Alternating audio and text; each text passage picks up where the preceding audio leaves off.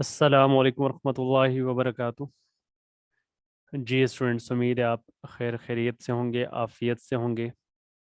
Matric class में आप तमाम स्टूडेंट्स को खुश आमदीद बोलते हैं। जी, मैट्रिक क्लास में हम जो डिस्कस कर रहे हैं चैप्टर नंबर 1, क्वाड्रेटिक इक्वेशंस, और उसकी फर्स्ट एक्सरसाइज कल हमने कंप्लीट कर ली, एक्सरसाइज 1.1। और लास्ट टाइम हमने डिस्कस किया था about completing square method. Completing square method को हमने डिस्कस किया था कि उसके क्या स्टेप्स हम अप्लाई कर सकते हैं। और आज हम एक न्यू मेथड डिस्कस करेंगे, date is called quadratic formula. तो क्वाड्रेटिक फार्मूला की हम पहले डेरिवेशन कर लेते हैं कि उसका जो फार्मूला है वो किस तरह से डिराइव होता है। तो बेसिकली कल आपको बताया था कि जो डेरिवेशन ऑफ क्वाड्रेटिक फार्मूला है वो कंप्लीटिंग स्क्वायर मेथड से ही हम डिराइव कर सकते हैं, डेरिवेशन ऑफ क्वाड्रेटिक फार्मूला। तो जो आपके पास क्वाड्रेटिक इक्वेशन की स्टैंडर्ड फॉर्म है, उसी पे अगर आप कंप्लीटिंग स्क्वायर मेथड के स्टेप्स को अप्लाई करें तो देन आपके पास जो फार्मूला डिराइव होता है that is called quadratic formula, वो आपके पास क्वाड्रेटिक फार्मूला कहलाता है। जी, तो standard form of quadratic equation हमने पढ़ी, क्या होती है? A x square plus b x plus c is equal to zero. इस पे अगर आप कंप्लीटिंग स्क्वायर मेथड के स्टेप्स को अप्लाई कर दें तो देन आप क्या कर सकते हैं? जी, अगर आप कंप्लीटिंग स्क्वायर मेथड के स्टेप्स इस पे अप्लाई कर दें तो देन आपके पास जो एक्सप्रेशन आएगा, that expression is called quadratic formula. वो एक्सप्रेशन आपके पास क्या कहलाएगा? क्वाड्रेटिक फार्मूला कहलाएगा। ठीक है, तभी यहाँ पर देखें आपके पास जो इक्वेशन लिखी है, standard form of quadratic equation, a x square plus b x plus c is equal to zero. तो पहला स्टेप क्या बताया था आपको कि आप कंप्लीटिंग स्क्वायर मेथड में पहला स्टेप क्या अप्लाई करेंगे? तो ये हम कल डिस्कस कर चुके हैं कि आपने एक्स स्क्वायर का कोफिशिएंट क्या करना होगा? 1 बनाना होगा। तो एक्स स्क्वायर का कोफिशिएंट 1 बनाने के लिए हर टर्म को आप फिर किससे डिवाइड कर देंगे? हर टर्म को आप ए से डिवाइड कर देंगे। ठीक है, क्योंकि यहाँ पे एक्स स्क्वायर का कोफिशिएंट ए आ रहा है तो हर टर्म को आप ए से डिवाइड कर देंगे ताकि एक्स स्क्वायर का कोफिशिएंट क्या आ जाए? आपके पास 1 आ जाए। तो हर टर्म को हम ए से डिवाइड कर देंगे। तो ये आपके पास फॉर्म आ जाएगी x square plus b upon a x और प्लस सी अपॉन ए। दूसरा स्टेप क्या बताया था? दूसरे स्टेप में हमने ये कहा था कि हम कांस्टेंट को शिफ्ट कर देंगे टुवर्ड्स राइट साइड। कांस्टेंट को जो है वो आप राइट हैंड साइड पे शिफ्ट कर देंगे, it becomes minus c upon a. और फिर आपने इसका फार्मूला कंप्लीट कर लेना है, ए स्क्र प्लस 2ab।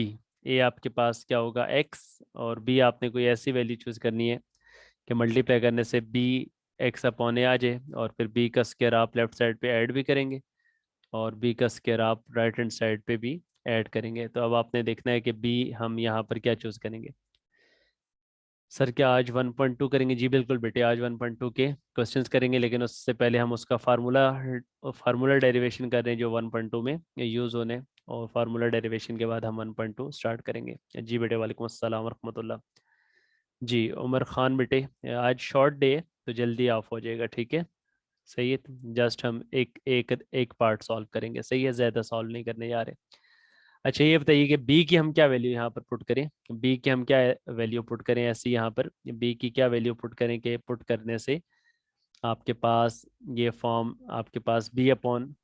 सर इसका ये होता है कि सर अगर हम एक्स के ऊपर हाथ रखें और बी को डिवाइड बाय ए करें तो सर उसके बाद बी डिवाइडेड बाय 2 ए आएगा। हाँ, हाथ रखे बगैर भी कर सकते हैं। ठीक है, ज़रूरी नहीं है हमने उसके ऊपर हाथ ही सर वही रखना है। जिस तरह आपने बताया। हाँ ठीक है, तो हम एक उंगली भी रख सकते हैं, सही है। तो सही है, बिल्कुल ठीक बता रहे हैं आप बेटे, बिल्कुल आपने सही बताया कि एक्स का जो कोफिशिएंट है, हाँ बिल्कुल, एक्स का जो कोफिशिएंट होगा उसको आपने डिवाइडेड बाय 2 कर देना। ठीक है, तो बी अपॉन ए है ना कोफिशिएंट, तो इसको जब आप डिवाइडेड बाय 2 करेंगे तो ये आपके पास क्या बन जाएगा? बी अपॉन ए इंटू 1/2। तो हमारे पास बी अपॉन 2 ए बन जाएगा। इसका मतलब है जहाँ जहाँ पे बी आ रहा है वहाँ पे उसकी वैल्यू हमारे पास क्या आ जाएगी? बी अपॉन 2 ए।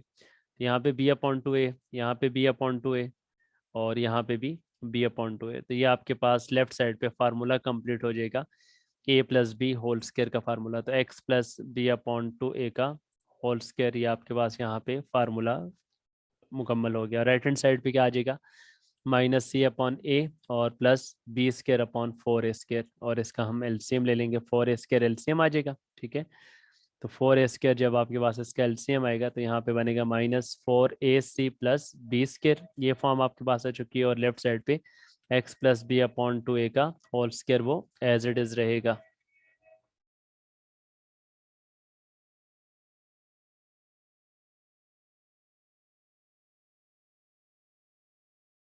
अब स्क्वायर को ख़त्म करने के लिए आप दोनों तरफ क्या करेंगे, अंडर रूट अप्लाई कर देंगे। ठीक है, स्क्वायर को ख़त्म करने के लिए दोनों तरफ हम अंडर रूट अप्लाई कर देंगे। तो क्या लिखेंगे, x plus b upon two a whole square, और राइट हैंड साइड पे आपके पास क्या आ रहा है जी, राइट हैंड साइड पे आपके पास आ रहा है B square minus four a c upon four ए।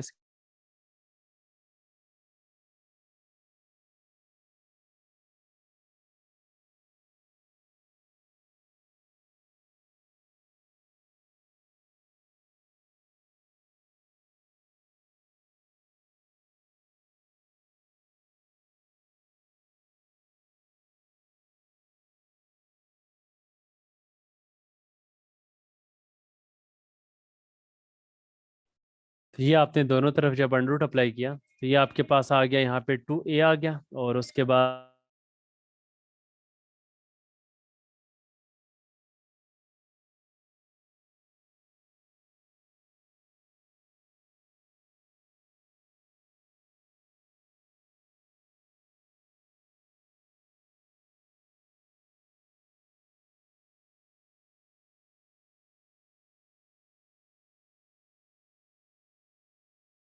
जी, अब आवाज़ आ रही है बच्चों को, अब आ रही है। यहाँ पे आपने simple plus b upon two a को राइट पे शिफ्ट किया, minus b upon two a हो गया, और उसके बाद राइट हैंड साइड पे आपके पास plus minus under root b square minus four a c upon two a आ गया। अब इसका एलसीएम ले लेंगे, तो ये आपके पास एलसीएम जो है वो आपके पास क्या आ गया, two a minus b plus minus under root b square minus four a c upon two a. This is known as quadratic formula. ये आपके पास क्या कहलाता है, क्वाड्रेटिक फार्मूला कहलाता है। Minus b plus minus under root b square minus four a c upon two a, this is called quadratic formula. ये जो है वो हमारा एक्सरसाइज 1.2 के अंदर यूज होगा। This is called quadratic formula. तो ये आपके पास क्वाड्रेटिक फार्मूला की डेरिवेशन है। अगर पेपर में आपको आता है डिराइव क्वाड्रेटिक फार्मूला, तो ये स्टेप्स आपने फॉलो करने होंगे। जो आपके पास क्वाड्रेटिक इक्वेशन की स्टैंडर्ड फॉर्म है उस पर आपने कंप्लीटिंग स्क्वायर मेथड के स्टेप्स अप्लाई करने हैं, और फाइनली जो आपके पास ये फॉर्म बनती है, this is called quadratic formula. जी अबू बकर, आपने हैंड रेस किया हुआ, बोलिएगा। सर क्वेश्चन में ये भी दे सकते हैं बिल्कुल यही इक्वेशन और इसी तरह अगर सॉल्व करना हो। हाँ बिल्कुल, जैसे 1.1 के भी अगर आप पार्ट देखें ना, तो उसमें भी एक l x square plus m x plus n equal to zero, वो भी इसी तरह का ही पार्ट था। तो बिल्कुल आपको एग्जैक्ट सिर्फ ये इक्वेशन दे दी जा सकती है, और कहा जा सकता है कि solve the equation by completing square method. ठीक है, अच्छा जी, अभी हमारे पास एक्सरसाइज 1.2 है, उसमें हमने यही फार्मूला अप्लाई करने हैं, क्वाड्रेटिक फार्मूला। एक पार्ट करेंगे जस्ट आज हम। ठीक है, तो एक्सरसाइज 1.2, और इसमें देखें आपके पास जो क्वेश्चन है, क्वेश्चन नंबर 1, वो है solve the following equation using quadratic formula. जी बैक देख लीजिए, क्वेश्चन है solve the following equations by using quadratic formula. जी क्वेश्चन नंबर 1 की स्टेटमेंट है solve the following equations by quadratic formula.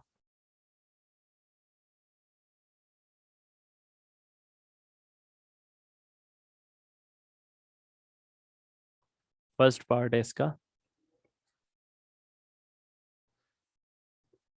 Ji first part है, फर्स्ट पार्ट में आपके पास है two minus x square equal to seven x, two minus x square is equal to seven x. इस equation को आपने solve करना है बाय यूजिंग क्वाड्रेटिक फार्मूला। ठीक है, तो जी प्रीवियस स्लाइड ये देख लीजिए, फर्स्ट स्लाइड ये हमने की डेरिवेशन ऑफ क्वाड्रेटिक फार्मूला, और अभी हम एक्सरसाइज 1.2 का क्वेश्चन नंबर 1 सॉल्व करने जा रहे हैं। जी, अब देखें ये आपके पास जो क्वेश्चन नंबर 1 है, इसको किस तरह से आपने सॉल्व करना है। कल भी मैंने आपको बताया था कि जब भी कोई भी इक्वेशन हो उसको सॉल्व करने के लिए first arrange the equation in standard form.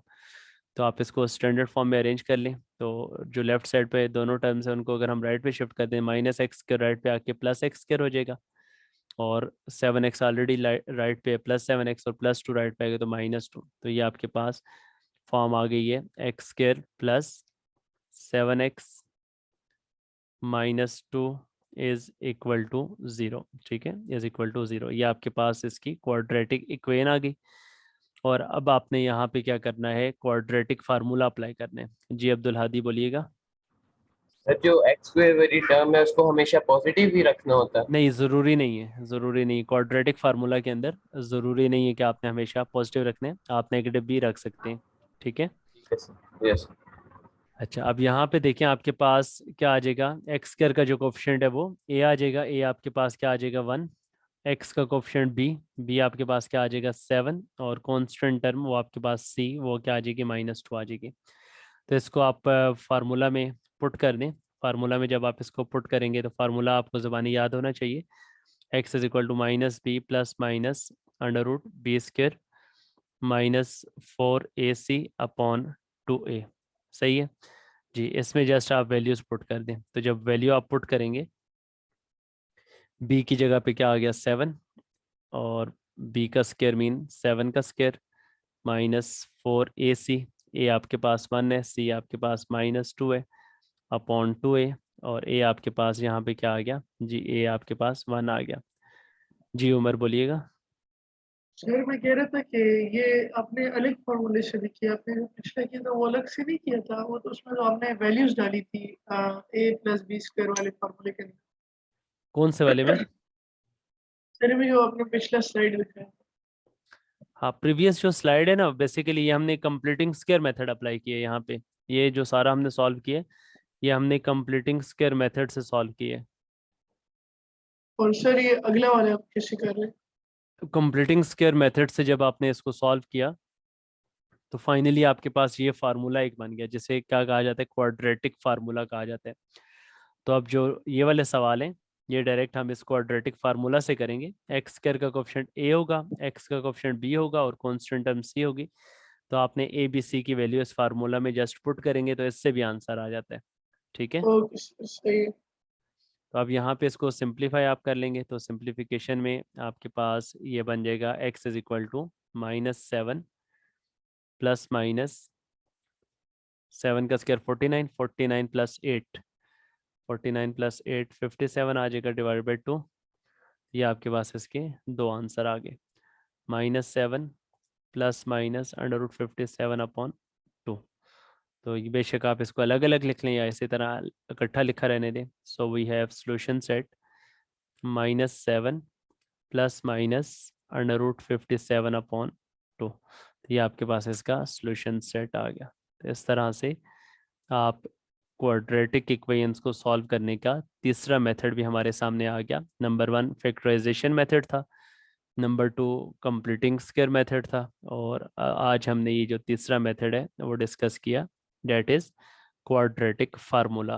तो इसमें सिंपल जस्ट आपने एक्स स्क्वायर का कोफिशिएंट ए, एक्स का कोफिशिएंट बी और कांस्टेंट टर्म सी, ये वैल्यूज जस्ट आपने क्या करनी है, पुट करनी है, और उसको आपने सिंप्लीफाई कर लेना है। जी, is it clear to all students? ये आप तमाम बच्चों को समझ आ गया? जी जी बेटे। सर ये इसको हम आगे भी तो सॉल्व कर सकते हैं, अगर हम दो दफा लिखें और एक दफा √57 को प्लस के साथ लिखें, एक दफा माइनस के साथ हाँ लिखें, तो एक्स बिल्कुल। की वैल्यू। हाँ, इसको क्योंकि 57 आगे सॉल्वेबल नहीं है ना, ठीक है, तो इस तरह से अलग अलग भी कर सकते हैं, और इकट्ठा जो लिखा हुआ है उस तरह से भी लिखा रहने दे सकते हैं। तो सोल्यूशन सेट चाहे आप इस तरह से लिख लें या इस तरह से लिख लें, बोथ आर करेक्ट। ठीक है। Yes sir. चलें जी, तो ये स्टूडेंट्स आपका क्वेश्चन नंबर 1 हो गया, एक्सरसाइज 1.2 का क्वेश्चन नंबर 1 का फर्स्ट पार्ट। जी हसीब, सवाल है आपका कोई?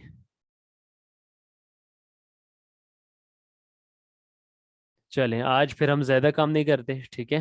हाँ, तो आज हम बस थोड़ा सा ही हमने काम किया, और इससे से रिलेटेड आपने जो है ना पार्ट नंबर 2, 3 एंड 4, 3 पार्ट्स आपने ट्राई करने हैं होमवर्क में, ठीक है। 2, 3 and 4, this is your homework exercise 1.2 question number 1, और यहाँ पे क्वेश्चन नंबर 1 का पार्ट नंबर 2, 3 एंड 4, ठीक है। ये 3 पार्ट्स आपने एज ए होमवर्क जो है वो प्रैक्टिस करने हैं, बिल्कुल सेम इसी पैटर्न पे जिस पैटर्न पे अभी मैंने आपको इसका फर्स्ट पार्ट सॉल्व करवाया, ठीक है जी। सर यहाँ से समझा दिए x is equal to minus b. Sir यहाँ इस इधर आपने किस तरह की ये थोड़ा मुझे समझाइए। कौन सा स्टेप बेटे? सर ये आपने जो a से नीचे नहीं लिखा, ये जो a की वैल्यू है x is equal to minus b plus minus. हाँ हाँ बिल्कुल, ये सर क्वाड्रेटिक ये फार्मूला है ना, ये क्वाड्रेटिक फार्मूला कहलाता है, जो आपने पीछे डिराइव किया ना फार्मूला, यही फार्मूला आपने लिखा ये वाला, अच्छा अच्छा ठीक है ठीक है। सर। ये ये हर सवाल में ड्राइव करके और उसी तरह नहीं, हर लिखना है। सवाल में ड्राइव नहीं करना आपने, बस ये जो सवाल होगा डायरेक्ट आपने फार्मूला लिख के वैल्यू पुट करनी है बस, ये ठीक जो है। आपने इधर लगाया बस हाँ डायरेक्ट आपने फार्मूला अप्लाई कर देना है, सही है। ठीक होगा। हाँ चलें चलें, वेट फॉर अ मिनट में आपकी अटेंडेंस आप बच्चों की मार्क कर लो, उसके बाद फिर आप बेशक लीव कर लें जी।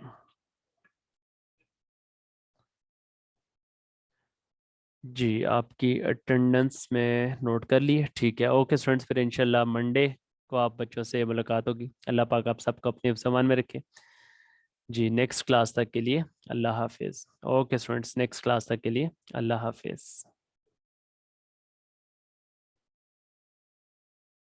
जी उमेर आपने हैंड रेज किया हुआ है, और अब्दुल हादी जी बोलिएगा बेटे।